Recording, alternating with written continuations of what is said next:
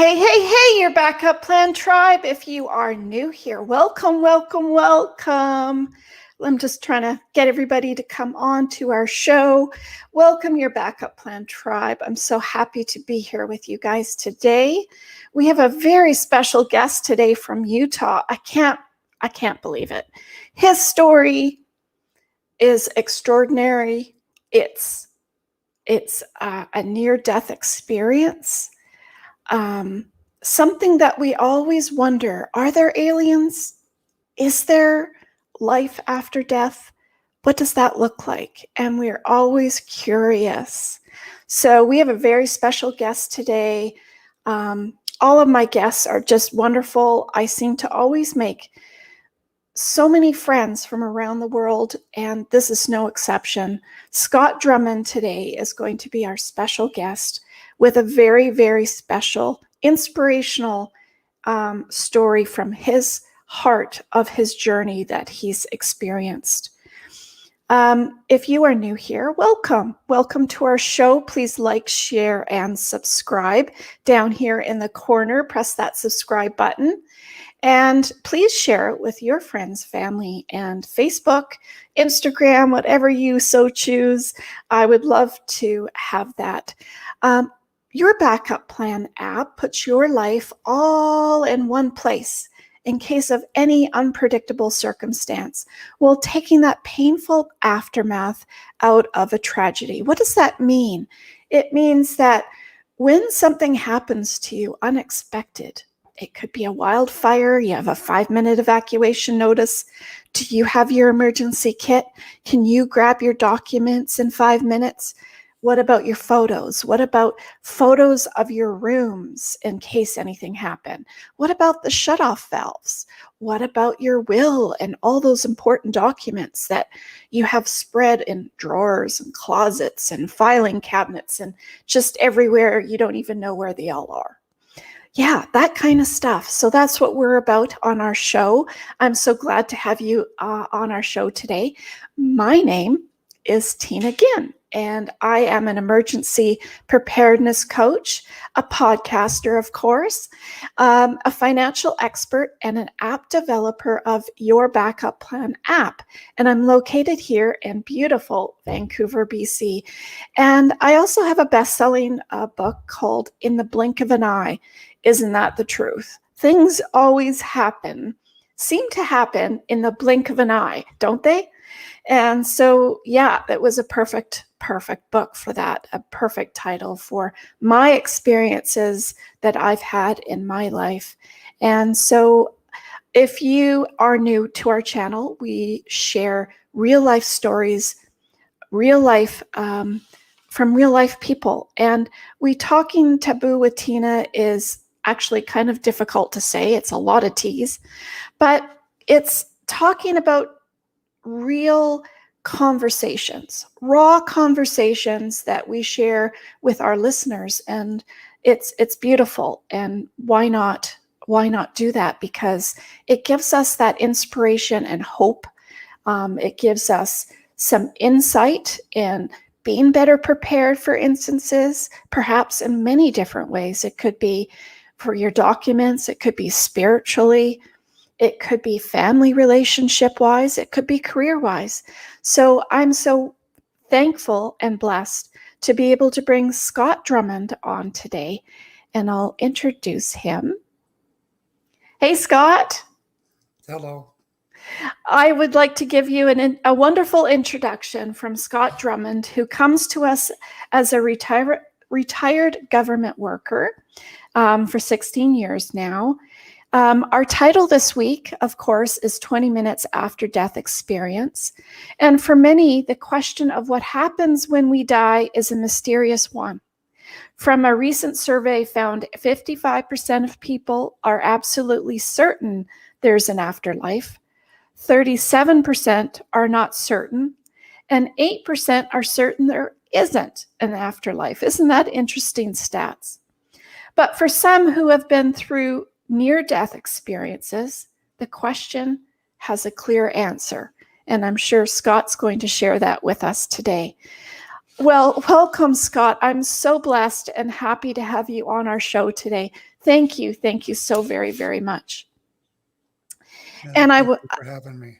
oh, it's a true pleasure, a true pleasure. And I'd like to start, where does your story start, Scott? From what kinds, where did it all begin for you?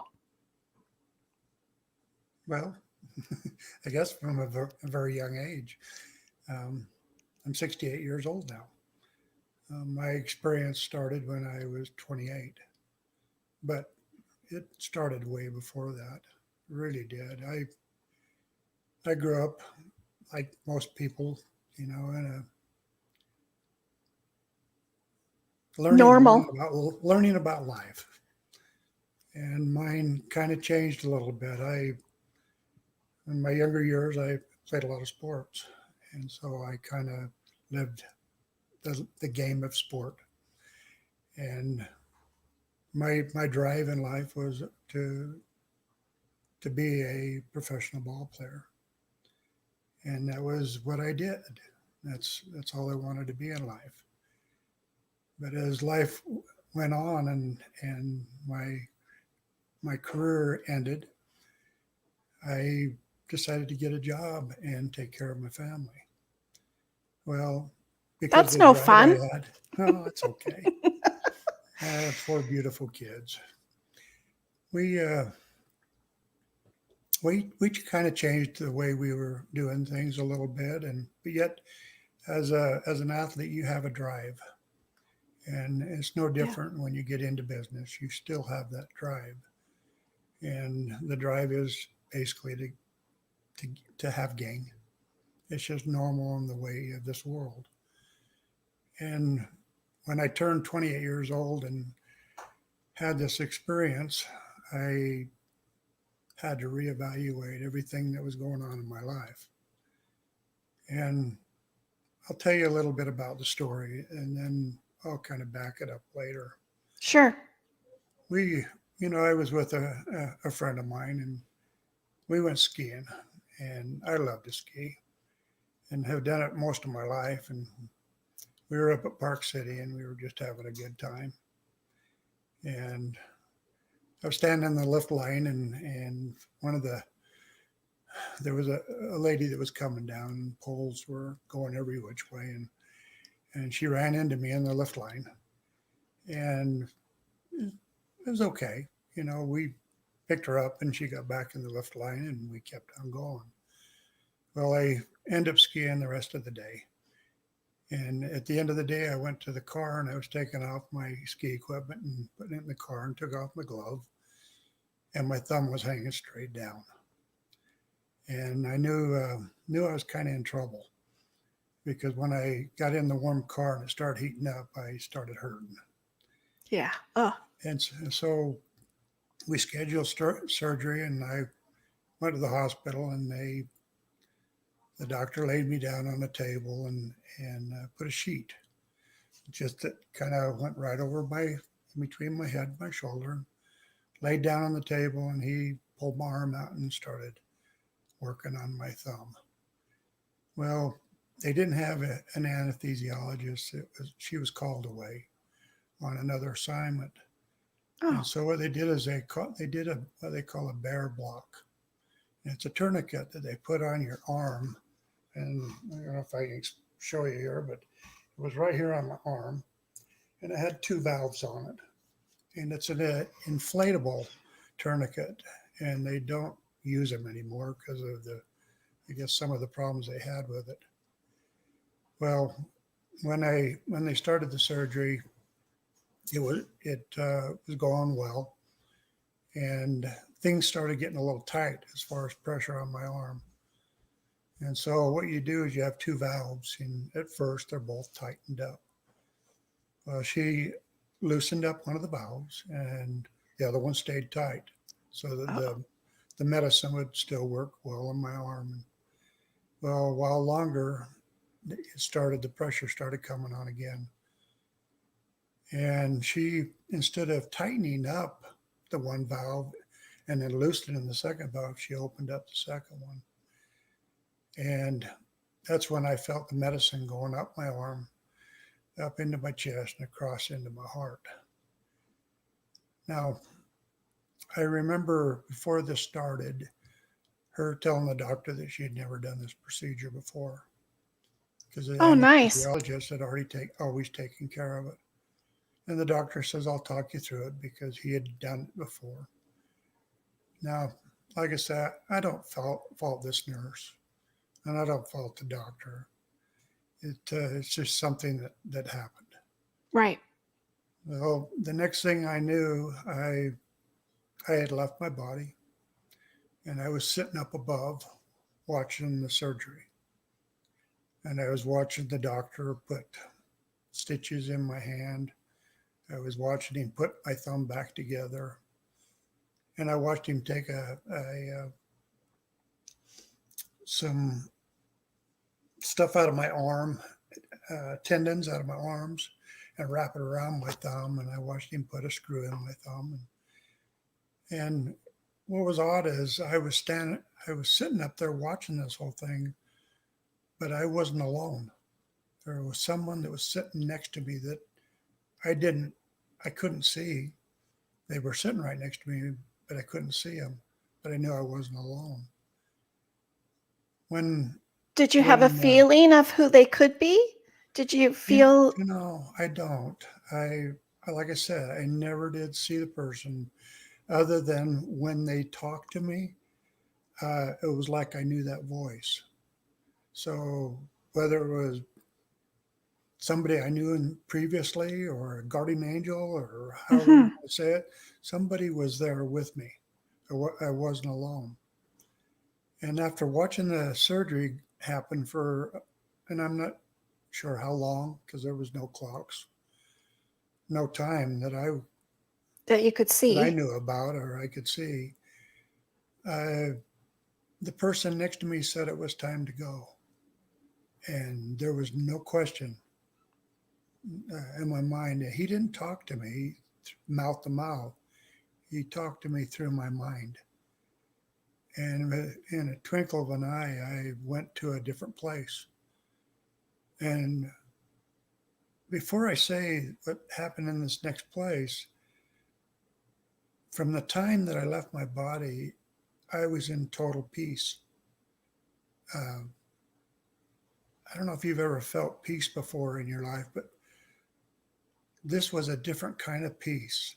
It was a very calming, very like everything was okay. Um,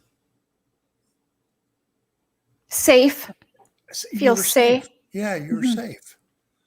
Uh, but when I went to the next place, I was standing in a field, and in this field was on my very far left was real tall trees, and it was the most unusual trees that I have ever seen. It was a long, long trunk on it, real tall, with just leaves up on top, which I've never ever seen a tree like that. I mean, I'll recognize it when it happens again, I hope, but I've never seen a tree like that before. And then on my left, in between where the trees were and where I was beautiful, beautiful wildflowers. It was the most vivid colors I have ever seen. Now I'm a gardener. I love planting flowers and doing vegetable gardens, but I had never ever seen that vibrant of colors in my life. And it's colors that I'll never forget because it would be something that I would like to create if I could someday. Those Yeah, kind of so colors. beautiful. So Yeah, beautiful, right? really pretty. Now these wildflowers were probably up. Well, they they looked like they were up around my waist area. Like So a it was not. meadow. It Like a was meadow, right? That would be well. I can't even say it was a meadow because it was an open field, just with flowers, just tall wildflowers. But in front of me, and then to the right, there were tall grass. And the tall grass was again somewhere around my waist area. And I can remember the grass kind of flowing. Mhm. It was so peaceful that it was a peace I can't really describe. It's a peace that I try to feel every day, but it's not the same, but I try to emulate it as much as I can. Hmm. Because it just felt so perfect for you. It felt so good. Hmm. It felt so good. I, I sat there for a while and kind of looked at the beauties. What was so different about this place that I was at is I could see a long ways to the left, a long ways to the right. I wasn't allowed to look back, and I could see forward, but there was clouds in front of me, and why I don't know, but it was a cloud, and then all of a sudden I felt like that person was gone that brought me to that place, That place, yeah. and Did you feel, other than the peacefulness, did you feel like warm air or like any other senses? Did you feel? no, it was too No. perfect. It was There was nothing to be concerned about. It was just a good feeling. And at that time, when I felt that person not there anymore, I started watching a video of my life. And it started when I was born, all the way until I was 28 years old. And some things I was felt good about, some things I did not feel too good about. But what it was real. Was it like on So, fast forward, like a fast moving no, video? I got to see it. It was pretty vivid. Everything that happened to me, and all the way up until I was 28 years old. And it was like, okay, the video was over. And like I said, some of it was good, some of it was not so good. But there was nobody to argue with. There was No. nobody to talk to. It, what I saw was what it was, Hmm. and I accepted it, and I knew that I was dead. It was it was a feeling like I was, well, first of all, I was instructed not to look back. Yeah. I was to move forward. And after I watched that video, I knew I had to do better. There was something I you know I had to do better at something. I I, I couldn't look back at what happened and know that I failed. It's just that I knew I had to do something better. Well, at that time when the video was over, I just kind of went, okay, whatever's next is next. And I stood up and started walking forward towards that cloud. And I'll never forget that cloud, because it was the most calming feeling all the way from where I watched the video of my life all the way to that cloud, that I knew that everything was going to be okay. You know, I judged myself. Nobody else judged me. I just judged myself. Then all of a sudden, about uh, this much of an arm um, came through the cloud, and I went to reach for it. Like a man's hand, It arm, was a or a man's woman's? it was a man's arm, and I remember looking at that arm and thinking it looked like somebody that was a farmer or somebody that worked in construction that had big arms. They were bigger than mine, and I'm not a small man. I'm 6'3", 260 pounds, and his arms were bigger than mine. Wow. And I remember his hands were were strong. My hands, I feel like are strong to me, but his hands were his fingers were a lot more meatier than mine. So I could tell that he was a very strong and had worked heavy work or done something that made him strong. But then as I went to grab that hand, uh, a voice came that says, "It is not yet your time. You have more things yet to do." And that's a saying that I have never, ever forgot and never will, because it was so pertinent to the situation and so much of an issue at the time. I Yeah. don't know how to I don't know how to explain it, Well, but because you're sitting there, you didn't know where you're supposed to move forward, but you weren't sure what was next. So, I just was there, yeah. and it was a twinkling of an eye that I was back in my body, and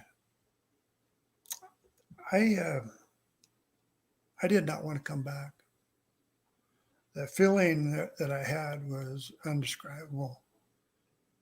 Uh, when I came back into my body, the doctor said that I had looked like I had a war going on in my body Oh, because I was all over the table.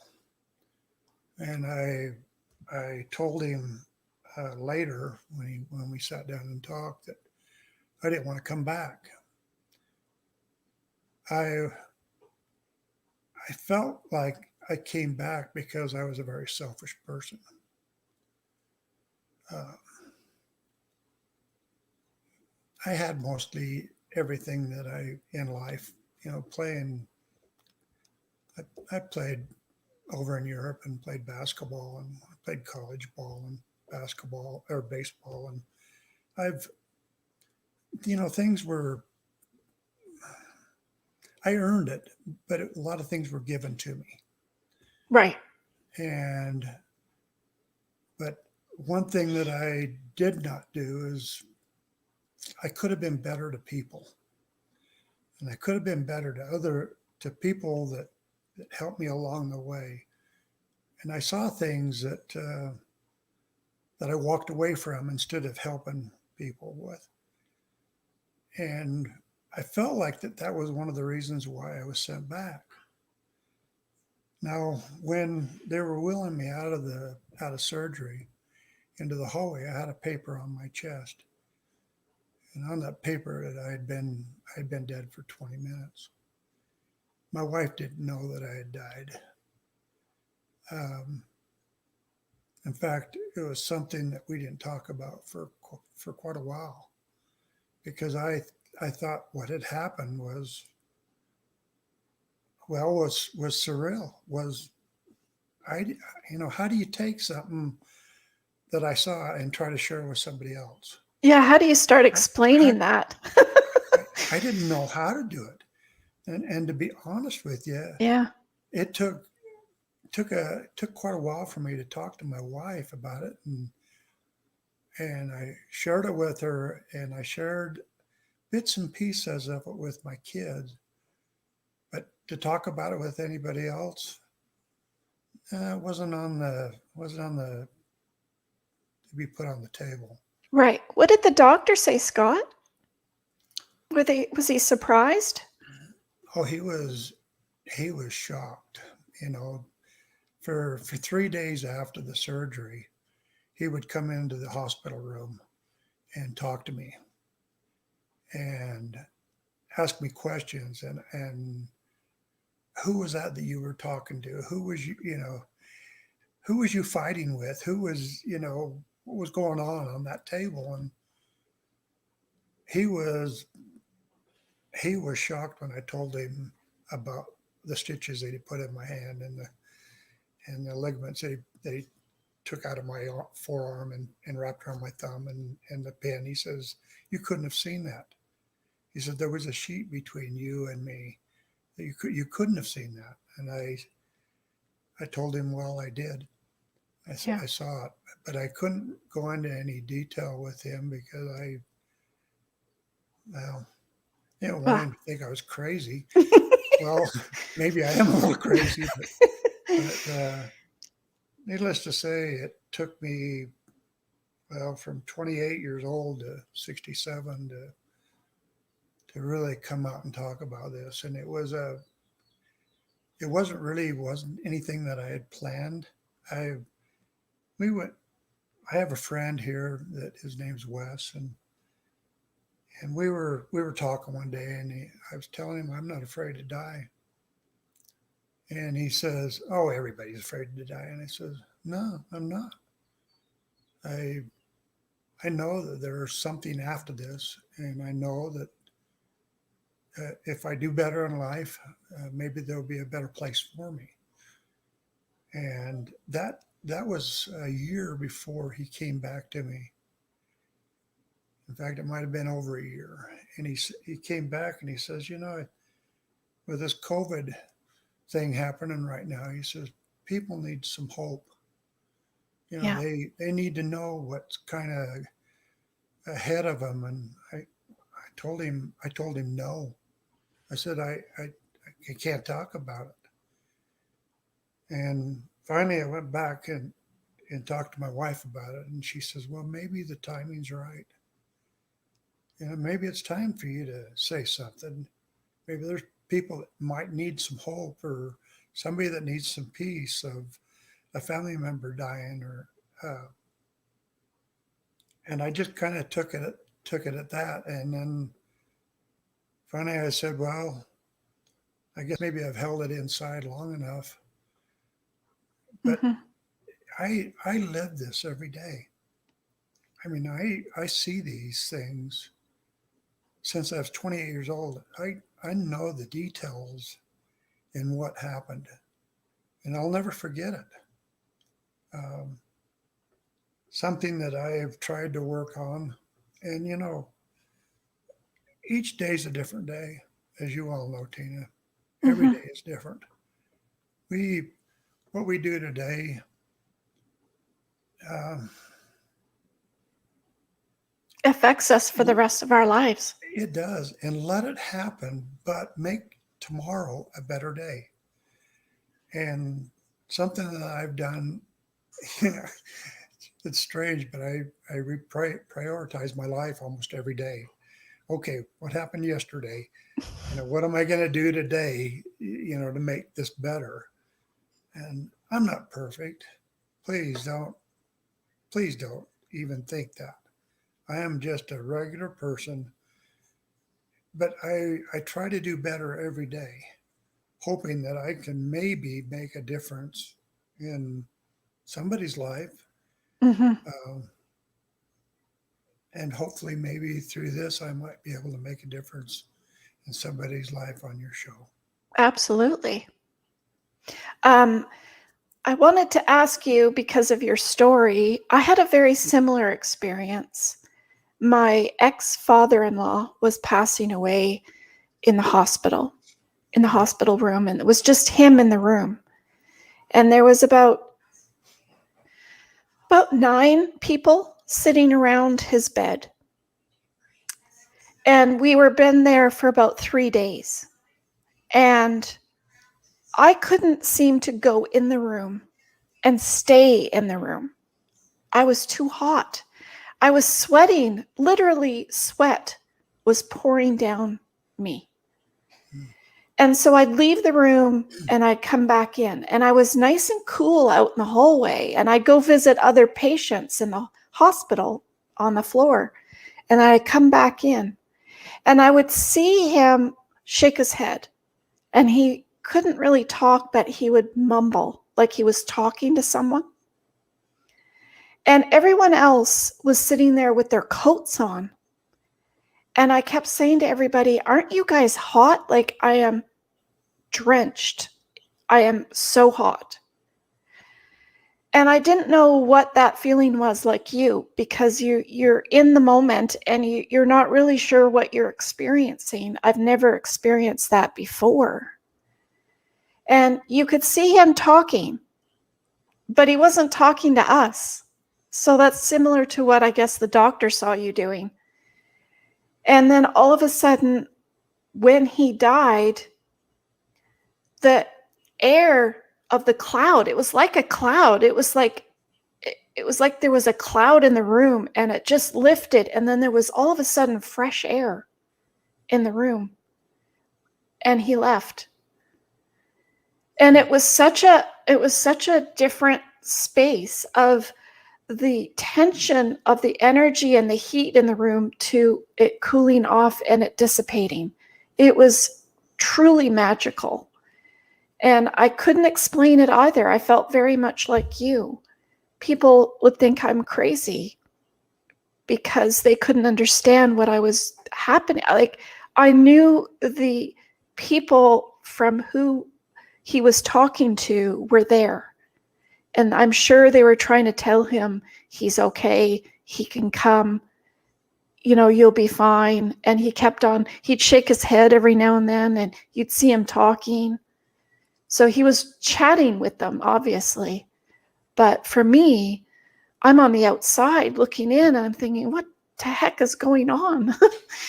So, yeah, I bet you felt that peace. So that yes, peace is very, very real. it And sure is. that was a piece of love that was shared with you. Hmm. Imagine that when you have it happen, you don't, like, everyone was getting mad at me because I was so hot and I couldn't help it. I just felt it. I could totally feel them all coming towards him saying, "Come on, it's time for you to go. Come on, it's okay." And I literally didn't see them and I couldn't, but I felt it. Hmm. So it's that feeling that you can't seem to explain, right? I can totally understand. Did you feel the air difference? Like, did you feel it cooler or warmer or anything? Do you remember? No, because I was actually living the moment. I wasn't somebody outside looking in. I Hmm. was actually just living the moment. Yeah. Got a Uh, special time for you. yes. Yes, it was. It was special. Although I thought I was crazy at the time, like you, Yeah. because it's so hard to explain. Uh, I mean, nobody explains that to us. Hmm. And you still can't figure out who that person was that was there with you. You just knew it I was don't. I just know that I recognize the voice. I'll never forget the arm. I'll never forget that arm. And you know, I'm a Christian, and I've always believed, that Jesus Christ would meet me when it was time, and uh, that voice was so familiar. I don't know how to explain it other than it was a very warm and very calming voice. Um, I'll never forget that voice. Hmm. I'll recognize it when the time comes again. Yeah, absolutely. I guess they're there to help us and guide us, and you were definitely being guided Hmm. to what Yeah. you should be doing, whatever that Well, is. I hope so. I hope so. All I do is just I try to be a good person, and I think all of us need to be kinder to other people. And you know, during this time, watching what's going on with the nurses and doctors and this COVID activity, I'm not.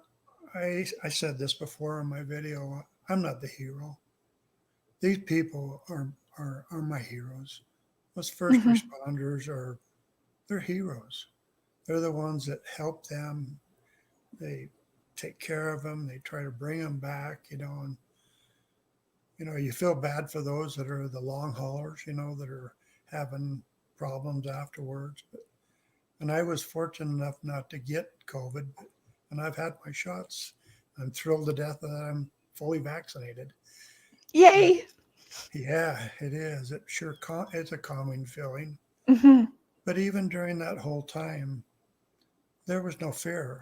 I That's one thing I guess that I've been blessed with is since that time is I don't you know I don't get nervous about life. What is supposed to happen to me is going to happen to me.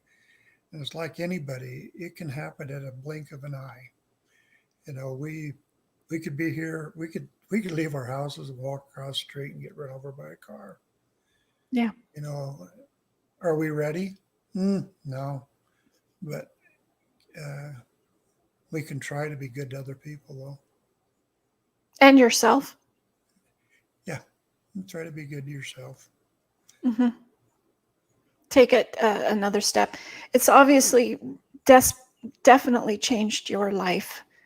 Um, and I know after my few experiences I've had, it's changed mine because it takes a while to kind of sink in, doesn't it?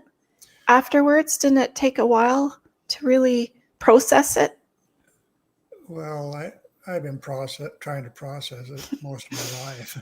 You know, first of all, why me? And most of all, right now, why am I sharing it? You know, I thought this was a very, and it still is, a very sacred thing to me, very private to me. I I still can't believe I even came out and said anything about this in the first place. Hmm. You know, I'm not in this for gain. If anything, if I can help somebody get to where they want to be, I'll help them wherever I can. And what kind of baseball did you play for? What teams did you I play just for? played I just played college ball, high school and Nice, college. nice. Yeah, we come from softball lives. Oh, that sounds fun. Yeah, my one daughter Those played. days are over. Yes, yes, our days are over.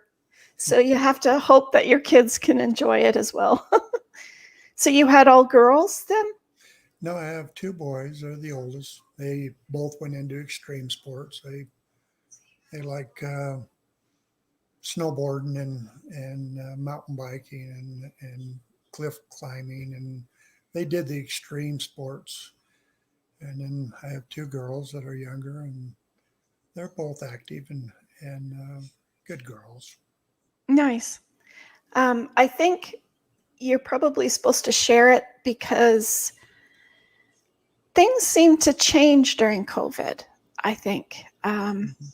I think our realization of life changed, It did.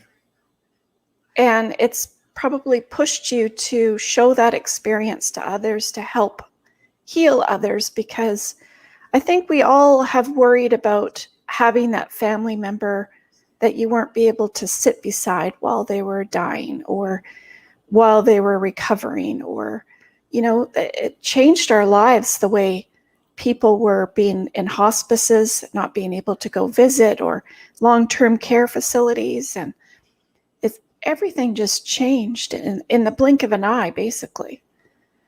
You know, I previously had an experience. My mother-in-law just passed away, and she was in her 90s and sweet, sweet lady. And all three of her kids were able to be there, and I was one of them, as well as them being in the room. And it was the sweetest feeling that anyone could have had.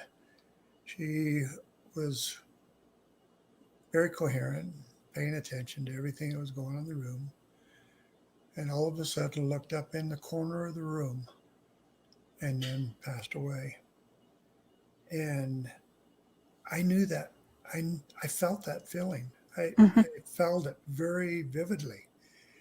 And I told the three kids, I said, she's gone. I know that feeling.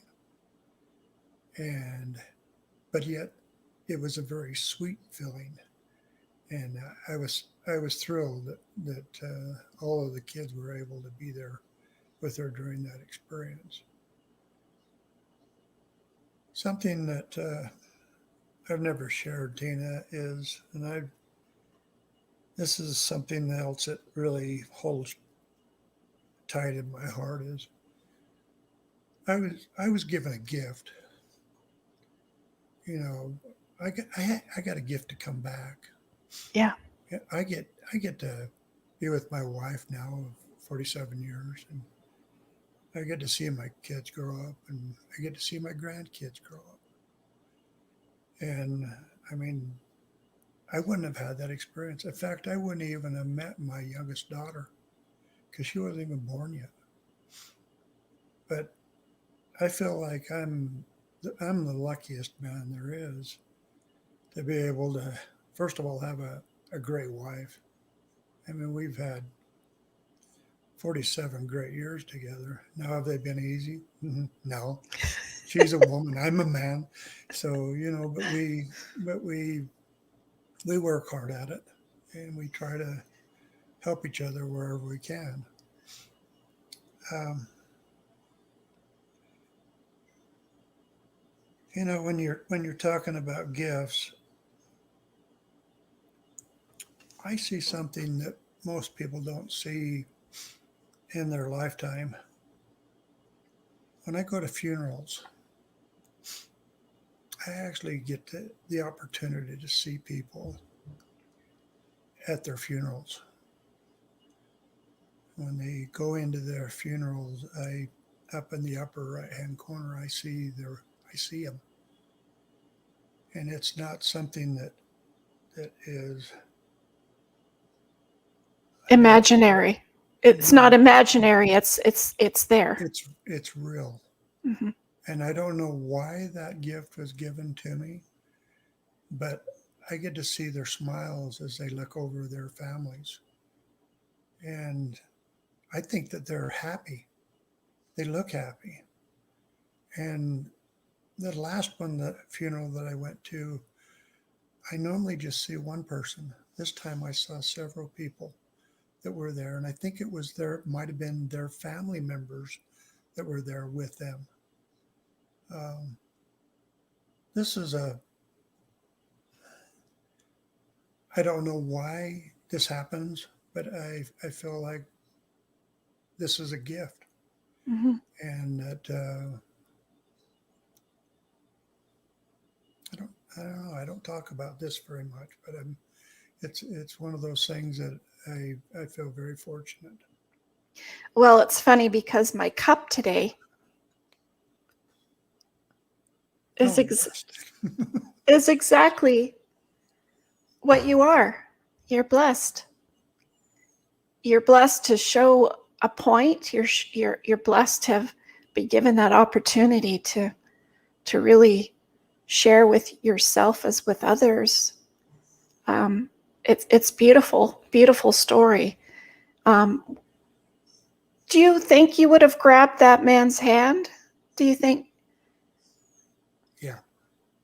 Yes, I was trying to grab it. But he said, "You're not ready yet." It's not yet your time. You have more things you have to do. That's beautiful. And so you're living out still of those different things. Has there been any other instances where it's flashed back to you in certain cases? Hmm. Reminded? Yes. Flashback? No. But I don't think. a little voice reminding you. Well, myself, definitely reminding myself what I need to do. Yeah. How do you think your kids feel about the story? You know, I can't I can't tell you how they process it. I can only tell you that it makes me feel good if I'm able to tell them about it. I'm hoping that what it does is it gives them maybe a little comfort, knowing that there's more to this life than being here. Uh, it really put in my mind that there must have been something before we came here.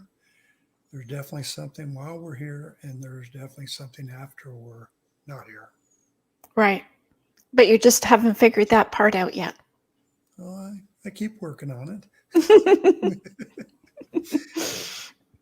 It's it. kind of like, are there aliens? you know, uh, we're not really sure. we're not sure.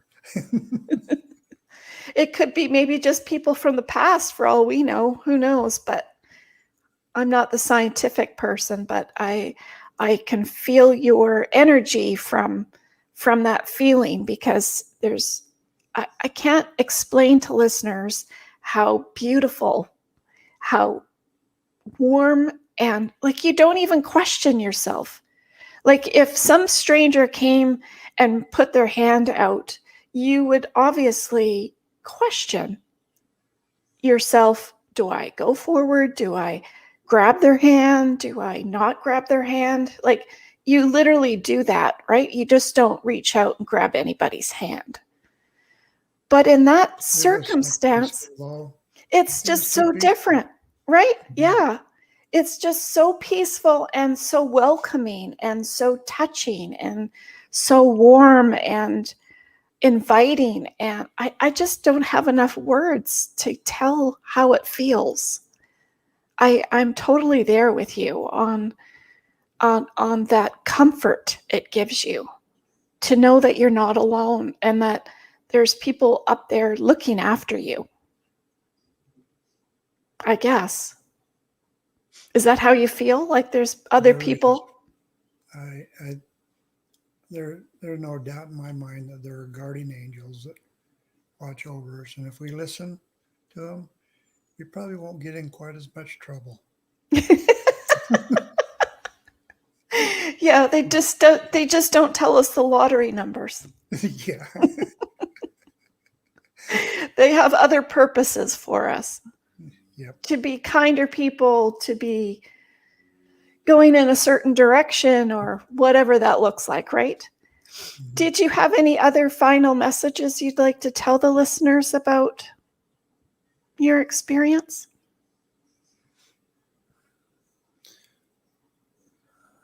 Don't worry about what happened yesterday. What you worry about is what happens today, minute by minute. Just try to do better in this world. Well, you couldn't say that any better. That's beautiful.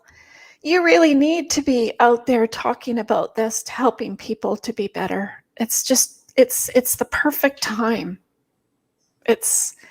I feel blessed to have you on. You feel blessed to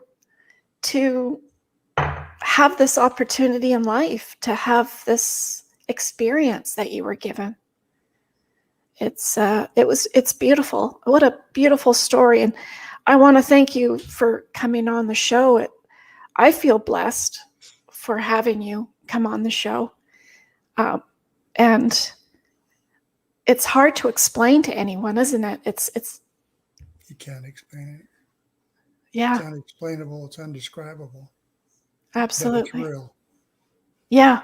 And unquestionable. That's what I find so unusual to myself, is that you don't question it. It's just the way it is. Right? That's the feeling. Yeah. Oh, it's just so beautiful. Listeners, I can't believe that we had this opportunity to share this with Scott today. Thank you, Scott. Thank you so very, very much for coming on the show today. It's been an awesome interview with you, Scott. I can't explain it. I hope everyone else has understood and believed and to have hope. I think that you can make amends. You can make things better, right? In life. Look back. Right. Look back. Well, thank you, Scott, for coming on the show. I truly appreciate it. And, with all this excitement, I forgot to thank our German listeners, because one of our United States, Canada, Germany, and Ireland are one of our top listeners for our show. So, meine deutsche Freunde sind unserem Podcast willkommen. Wenn Sie Kommentare haben, können Sie gern Fragen stellen. Feel free to ask us any questions. I'm sure Scott would be delighted to answer any questions as well. Also, danke für deine Freundschaft. Thank you for being here, listening. Prepare for the unexpected, because you don't know what that might be, what that might look like. Scott has told us an experience that is unbelievable, but truthful, and I don't even know what words to say. It's more than motivating. Inspiring. I'm not really sure, because there's so many depths to what you say, Scott, to being present in the moment, and then looking over top of the situation as well, and then being put somewhere else to say, you're guided here. Do you want to come? You're not ready.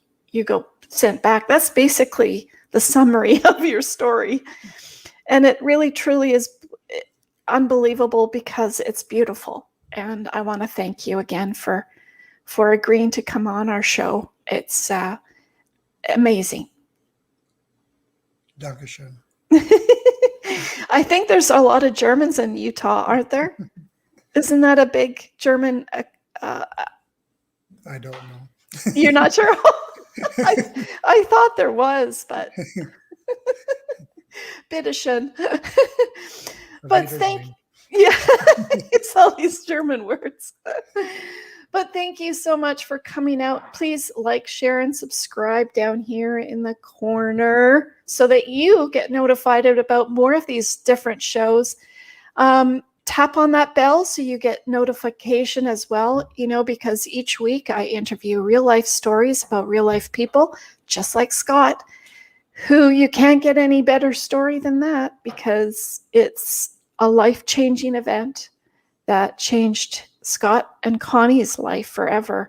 And it's a beautiful story for each and every one to realize that it's precious. Life is precious. And don't give away that day that you are so lucky to have with your loved ones. I also talk about, if there's someone that you're listening to the show right now that's in your mind about how much you love them, reach out and tell them today that you love them and how much you care, because you don't know what tomorrow might bring. So, and I always end our podcast and our show with Carol Burnett, and I know who Scott knows who Carol Burnett is because we're of that age group. But what a beautiful comedian, and a beautiful story, a beautiful lady. And I always end with Carol Burnett because she was beautiful. I'm so glad we had this time together just to have a laugh or sing a song. Seems we just get started, and before you know it, comes the time we have to say so long. So long, everyone. Thank you, Scott, for coming on board our show today. Thank you. I really, really appreciate it. And thank you to your daughter who was able to help you get all this linked up. Much appreciated. So thank you, everybody. Stay safe. Wear a mask if you still have to. Get your vaccines if you're so inclined to have your life back to normal, some sort of normalcy again. Be kind. And until next time, lots of love. Bye.